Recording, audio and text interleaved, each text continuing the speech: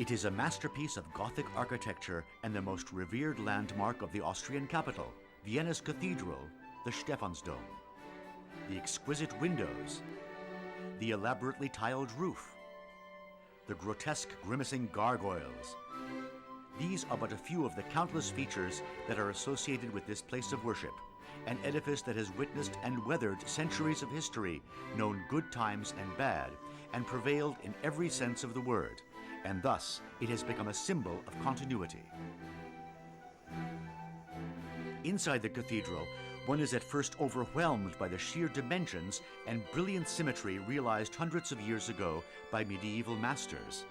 Thereafter, the eye begins to wander to the paintings, to the pillar saints, or perhaps to the cathedral pulpit, which dates from the late 15th century and is made of 3 blocks of sandstone.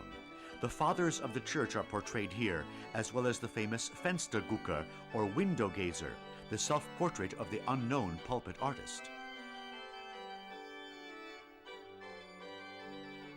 The cornerstone for the Stephansdom was laid in 1137, and consequently, the history of art and architecture likewise passes review in the cathedral. The high altar was consecrated in 1647 and conceived to resemble a house portal, guiding the worshipper's gaze towards heaven. The high altar of the Stephansdom is considered to be the first and most significant altar of the early Baroque period in Vienna. In the women's nave, one finds the Wiener Neustadt altar, dated 1447. Believed to be a donation from Frederick III, founder of the bishopric of Vienna, today it houses the main tabernacle of the cathedral.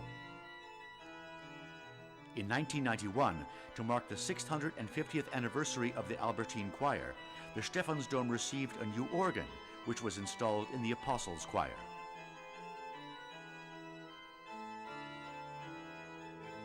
Vienna's cathedral is the sanctuary for innumerable treasures that are not only priceless in terms of art and history, but above all, in regards to their religious significance. Adjacent to the organ loft, a steep, winding staircase leads to one of the most precious hideaways of the Stephansdom, a secluded chapel that is not open to the public and to which only a very few have the key.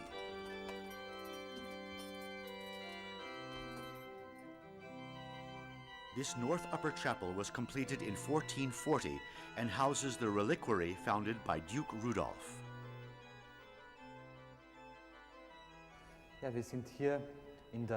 We are here in the so-called Valentine's Chapel, named for Saint Valentine, the patron saint of lovers, and whose remains can be found in this Baroque sarcophagus in the middle of the chapel. For countless years, the greater part of the sacred relics of the Stephansdom have been in safekeeping here in this chapel. Relics are, as the name indicates, remains of the saints, of their bodies, of the articles they once used, or of their clothing. During the Middle Ages, the worth and dignity of a church was measured according to the number of sacred relics in its possession. And because the Cathedral of St. Stephan in Vienna was consecrated not only in honor of Stephanus, but in honor of all the saints as well, one has been collecting relics for as long as can be remembered, and these relics are kept here in this chapel. Der Kirche Reliquien gesammelt und die werden hier in dieser Kapelle aufbewahrt.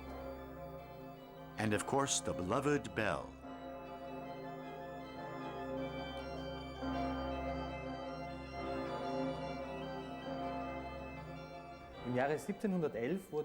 In the year 1711, a huge bell was cast, made of cannons seized from the Turks.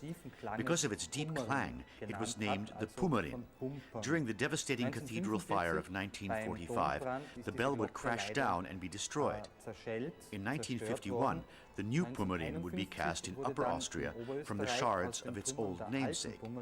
And in 1952, it would receive a triumphal return to Vienna. Located in the North Tower, the Pummerin is Europe's second largest freely suspended bell. But for the Viennese, it will always be remembered as a symbol of their city's liberation after World War II. The Stephansdom, a place of worship, an architectural masterpiece, and the heart of Vienna.